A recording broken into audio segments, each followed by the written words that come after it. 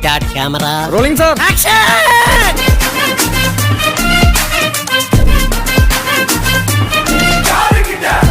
എത്ര സമയം സംഘടന തുടങ്ങിയിട്ട്?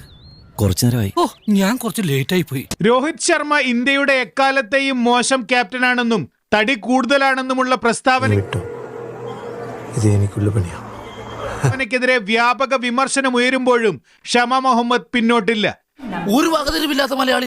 കോൺഗ്രസ് നേതൃത്വം ഇടപെട്ട് ഇന്നലെ ട്വീറ്റുകൾ ഡിലീറ്റ് ചെയ്യിപ്പിച്ചിരുന്നു. ജാഗ്രത പുലർത്താനും നിർദ്ദേശിച്ചു. ഇവൻ ഞാൻ ഉദ്ദേശിച്ചതിനെക്കാളും തറയാണല്ലേ.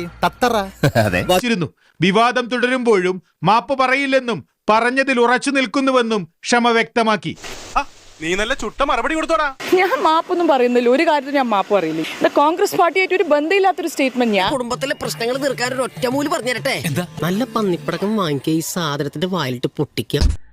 കൊഞ്ചം അங்கே പാரு കണ്ണാ. രോഹിതിന്റെ ബാറ്റിംഗ് 83 പന്തിൽ 76 റൺസ്, ഏകദേശം 92 എന്റെ ഓർക്കം പോയി.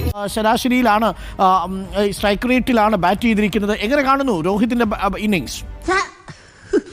ഇനി നമ്മൾ എന്ത് ചെയ്യുമല്ല? ആളുകൾ വിവരം അറിഞ്ഞ് വിളി തുടങ്ങി. പാട്ടുകാരോട് നല്ല സ്നേഹമാണല്ലോ എല്ലാവർക്കും. അപ്പൊ പിന്നെ പറഞ്ഞു വരുത്താൻ ഉത്സാഹം കൂടും. തീർത്തും ഉത്തരവാദിത്വമുള്ള ഒരു ക്യാപ്റ്റന്റെ ഇന്നിങ്സ് എന്ന് അതിനെ സൂചിപ്പിക്കാം. പ്രത്യേകിച്ച് നമുക്ക് ഏറ്റവും ആവശ്യമുള്ള സ്ഥാനത്ത്.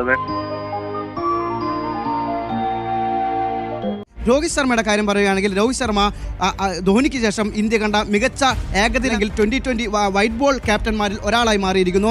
തിരിച്ചടിക്കണ ജാതി തന്നെ ഇപ്പൊ ഞമ്മക്ക് പെരുത്തി വിശ്വാസായി. ചേട്ടാ, അപമാനിച്ചേ ഞാൻ പോയിക്കോട്ടെ. അപമാനത്തിന് തന്നെ അപമാനമാണ് നീ. I'm very, very happy today that India has won the ഒന്നുമില്ലേ, ഒരു ഭൂതം. അയ്യോ, പേടിക്കണ്ട. I'm here to make you hurt.